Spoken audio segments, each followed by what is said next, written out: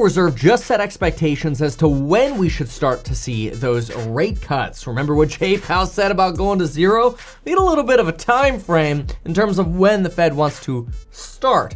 We also talk a bit about the labor market, Morgan Stanley's take on some of the worst sectors to invest in right now. I'll add my own take to that as well. And Microsoft's DeepSeek reaction, is it still evolving? The answer to that is yes.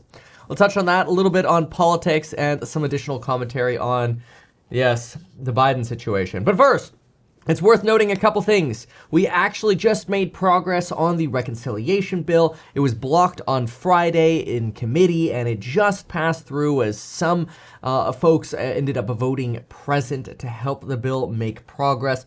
So we're slowly but surely making progress on that tax plan. TBD what the final version will look like, but so far it looks like that tax bill is going to end up passing through budget reconciliation, which remember only requires a simple majority for revenue-related bills. You could usually use budget reconciliation about 3 times per year, and this is expected to be one of those. That way, Democrats can't block the Republicans' passage of the bill as long as they can get it through Republicans and be the Senate parliamentarian. Another small note to keep in mind is that Buffett plans to skip the stage at the 2026 annual shareholder meeting for Berkshire Hathaway. This, to me, just breaks my heart. It's just sad because I think once you go into retirement, you're on the downhill slope. That's just my take. Anyway, let's go ahead and hit the Fed news this morning. So, Fed warnings. This morning we saw Bostic and Williams talk to us about timeframes. And Bostic is the first to actually say something that Jerome Powell has not been saying. Jerome Powell has been telling us that long and medium-term inflation expectations have been relatively stable and unconcerning. However, Bostic doesn't care about that medium to longer term end.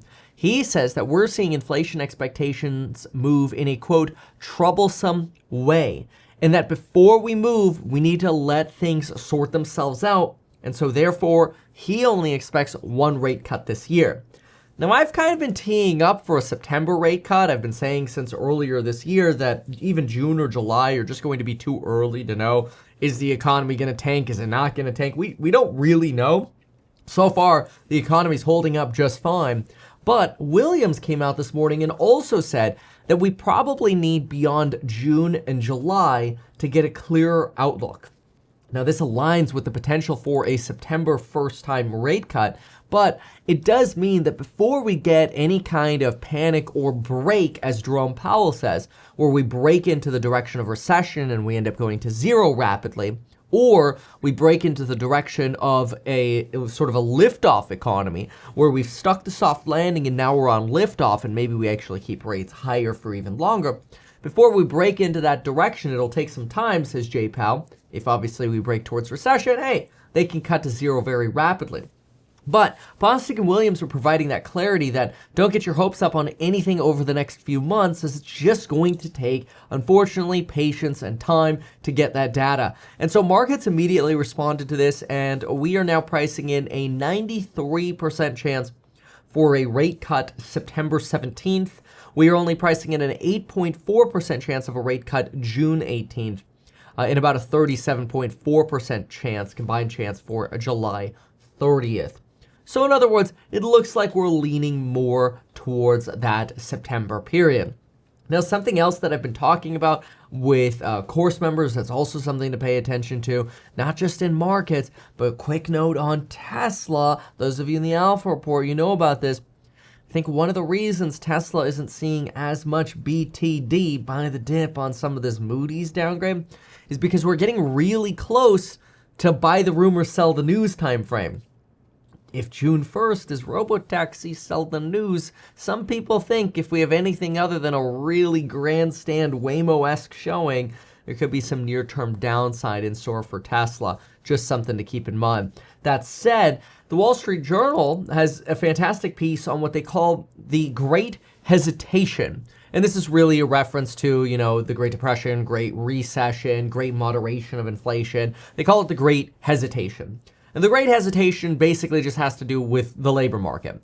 In other words, corporations aren't laying people off, But when it comes to hiring, companies are kind of, we're going to slow down a little bit. Maybe we'll use contractors versus hiring. And the Wall Street Journal says this is really common during periods of uncertainty. And this is especially true in the IT market, especially with companies that are more mid-sized, like 20 to 100 people. They actually observed, this is interesting. If the labor market really is softening, why did IT unemployment go down to 4.6% from 5% last month?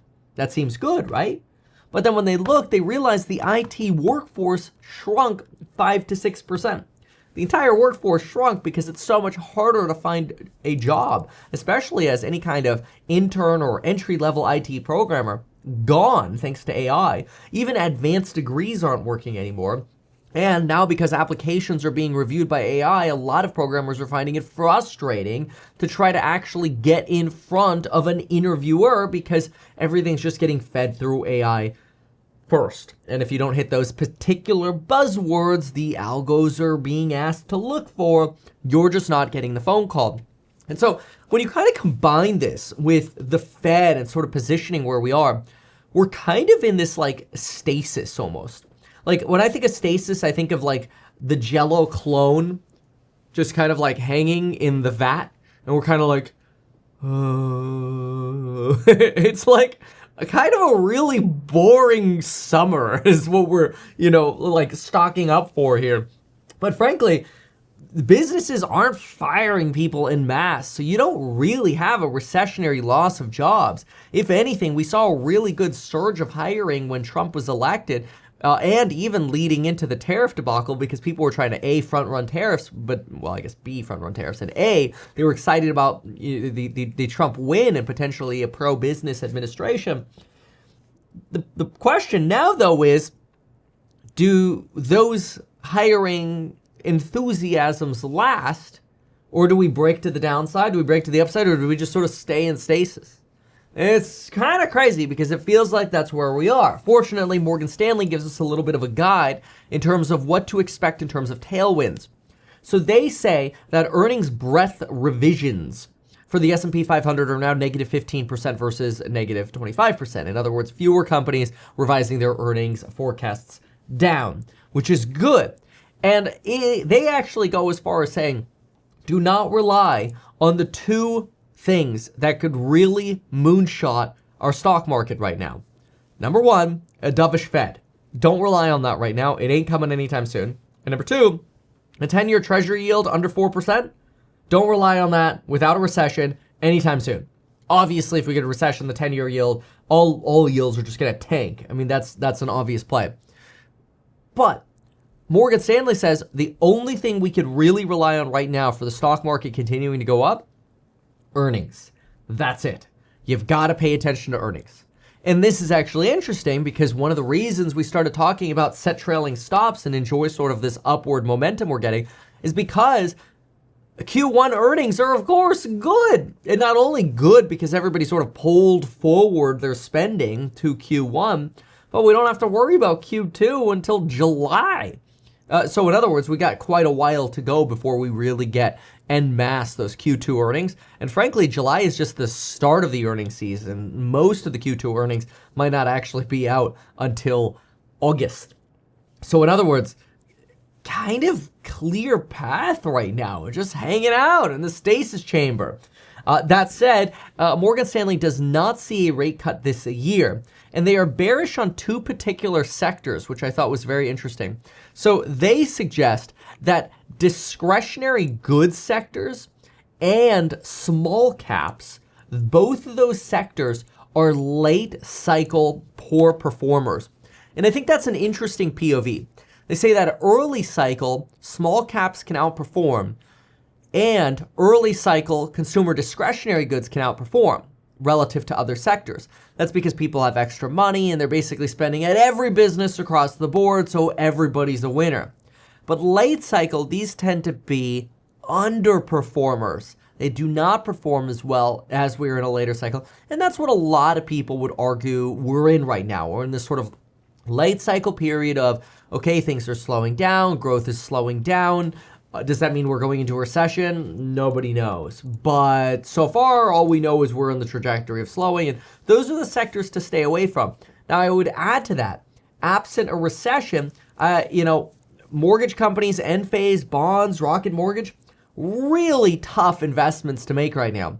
They're potentially good hedges for a recession, but who knows when this talked about recession's ever going to show up. I thought it would show up by the third and fourth quarter of 2026, of this year, 2025. By the third and fourth quarter of this year, it could still happen, but maybe not. Maybe it'll end up getting delayed and it'll be the third and fourth quarter of 26, or it just won't come at all. Nobody knows. And so that's one of the tough things. You really have to have balls of steel to be investing in these right now, just based on where we sit. Although, when we start talking like that, it kind of makes you scratch your head. Does it become time to start actually buying those because they're so horribly unpopular right now? TBD on your own allocations. That said, there's an interesting story out on Microsoft and Microsoft's reaction to sort of the DeepSeek moment. And it was really awesome. And I really admire sort of the CEO leadership of what happened here.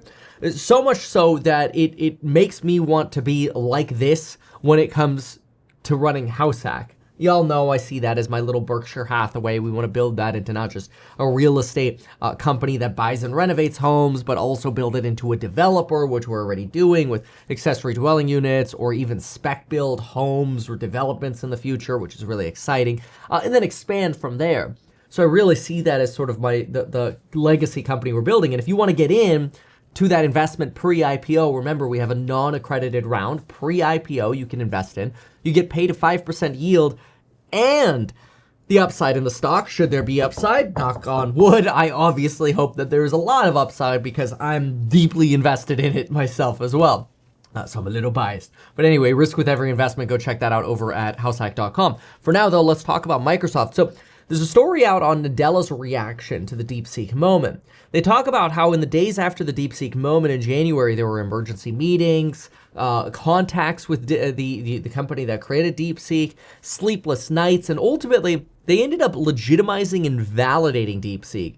They incorporated it into Azure as an option for people to choose as an AI model, and they decided, this is the pure example of the commoditization of AI. It's cheaper to operate, we could save money on this, and frankly, I love it. Now, initially I'm like, yeah, but Microsoft has their own AIs, like aren't they competing directly with OpenAI? And this story answered it. The story was actually about how Microsoft said, you know what, we have licenses for OpenAI and their bleeding edge model. So let's let OpenAI keep running the bleeding edge models on the most sophisticated, most expensive, hardest to compute AI possible. But at Microsoft, since we have that license, we've got that side covered, why are we going to compete with them? Let's just try to make money off the commodity, give people access to DeepSeek, add our own Azure fees on top of it, and basically just sell the pickaxes. Like, who cares what the pickaxes are selling for? We'll just sell the pickaxes. Or if you ask Copilot a dumb question, no such thing as a dumb question, okay, Kevin? If you ask Copilot a dumbass question, they'll just give you a DeepSeek answer. If you ask a really, really complicated answer that's more than encyclopedic and requires some levels of reasoning and self-prompting or otherwise, or time or data querying, well, then they might use some of the more bleeding edge models like OpenAI. Now, this I think is really interesting because it comes at the same time as Microsoft is pulling back on their own data center projects around the world, and they actually say that data centers are basically a real estate asset. Now, I don't actually think that's a dish on, or a diss on real estate. I think what it is to say is Microsoft is a software business with insane software margins. Leave the real estate to real estate companies. In this case, that would be a CoreWeave, and we'll just focus on providing the software integration into, Word or Outlook or Bing or, whatever. And so as a result, you're seeing Nadella basically say, hey, where can we use DeepSeek to basically provide value to people, but also save on costs? And that sort of reiterates the slowing economy that we're in because Microsoft added another DeepSeek model in March, and they were able to rent it for half the price of an equivalent OpenAI model. And so it's fascinating also because you're seeing this cost saving, which you usually see in a slower economy. Look at this. The last 5 years we spent building. It doesn't matter. Spend. It's basically just build everything, right? Now, Nadella is telling folks, burn the ships. Basically, shut down things like Skype or whatever, and minimize the expenses. Let's lay off 3% of the workforce. Even though that's being branded as just middle management, we know from what we're hearing on the ground, could be wrong, that a lot of people are being affected by this who aren't even managers in any regard. And so to me, it screams that Microsoft is actually turning into this insane, cost-conscious machine. And I love it. I think that is so important for business. And again, it's why I'm inspired as the CEO of HouseHack, a tiny little company, pre-IPO company that wants to emulate that sort of efficiency in business. That's, in 2024, we cut a lot of our expenses. And we're still cutting expenses today because we think that's very important in a slower growth environment. Now, let's go take a look at Microsoft because I want you just to see for a moment just how much money this company really makes and the margins that they have, which are really mind-blowing. So when you look at Microsoft's financial statements, I think there's something you should always remember is look at Microsoft's net income, $25 billion for 3 months, okay? 3 months, $25 billion.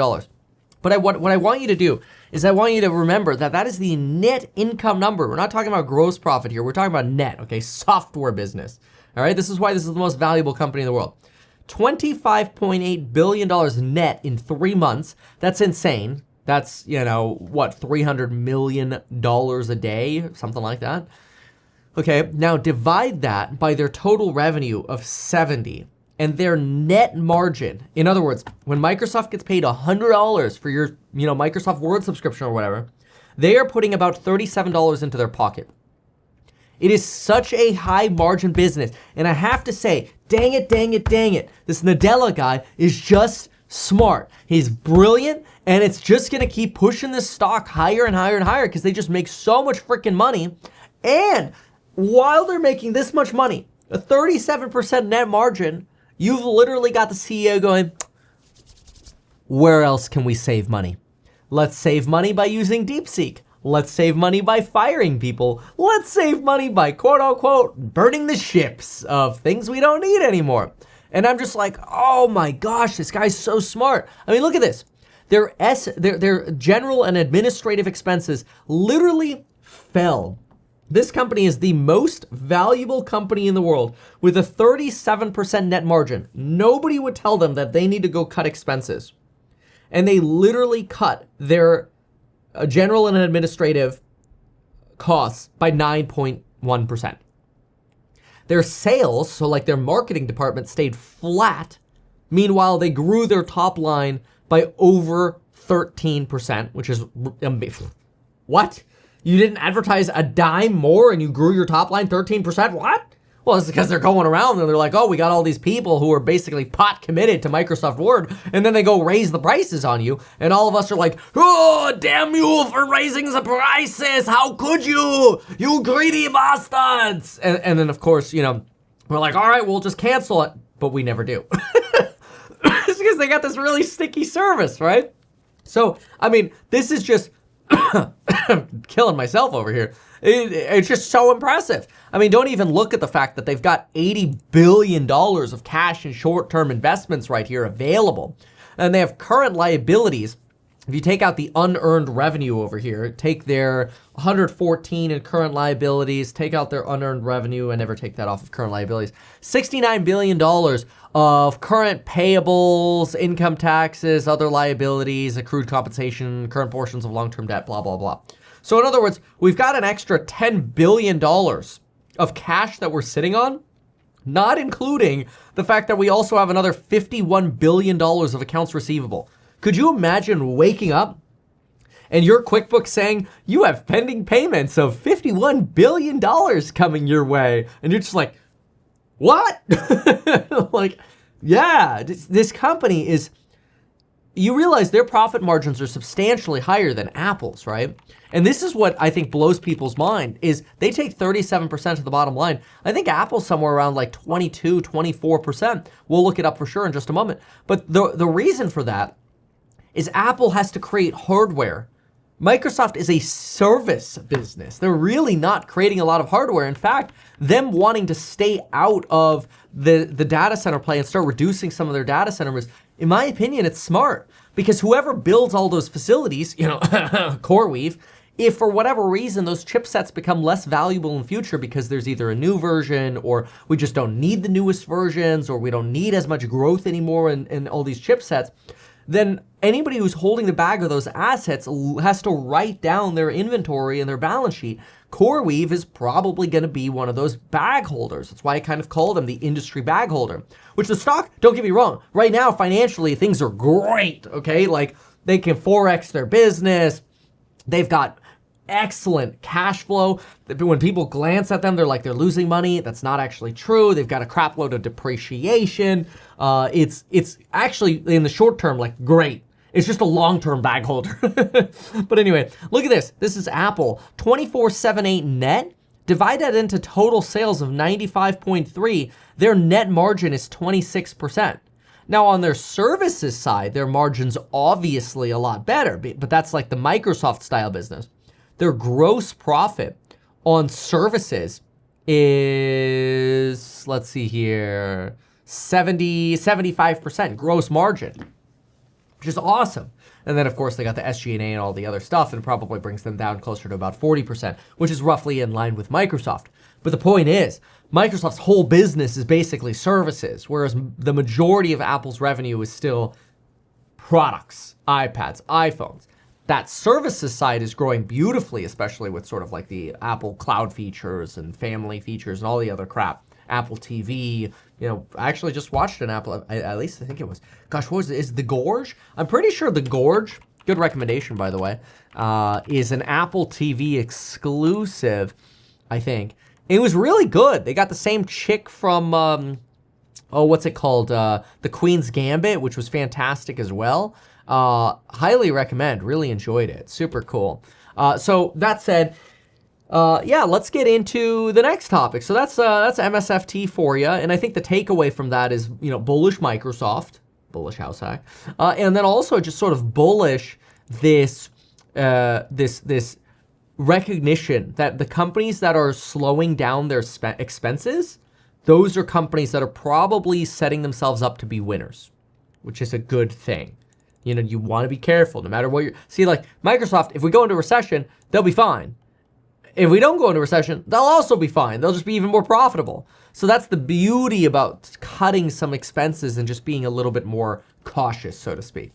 All right, as far as the reactions to Biden's cancer diagnostic, I have to say, I personally just think, like, leave the poor guy alone. You shouldn't wish cancer upon anyone. And it's always sad when things become so politicized. But they did immediately. I mean, it took like 20 minutes for things to get politicized over the Biden thing. And so now a lot of people are like, oh my gosh, the Democrats knew.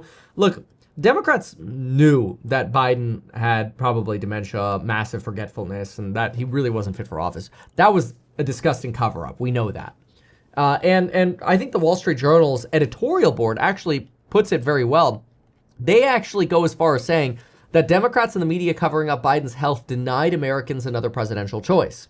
They end up saying that Democrats who actually appropriately called out how bad Biden's health was, like the special counsel who said Biden wasn't fit to stand trial because he was too old and incapable. This was special counsel Robert Hur, or Mr. Phillips, the Minnesota congressman, saying Biden couldn't win due to his health. They were right. And the Wall Street Journal editorial board is like, they're owed an apology. But while that whole cover-up is bad, and I totally agree it's bad, I don't know that it makes sense to assume that Biden purposefully didn't disclose that he had cancer, because I personally think he would have probably gotten treatment. If they actually ran PSA screenings, they would have seen this cancer and they would have started treating him. And I don't think we would see Biden the way he looks in public even today the way he looks if he was undergoing treatment. Now, maybe I'm wrong about that, okay? I could be wrong. Maybe you can undergo treatment and just look totally normal or fine. But certainly don't look like he'd been undergoing any kind of chemo. I don't know that anybody would want to just hide that they have cancer and basically kill themselves just to not reveal it.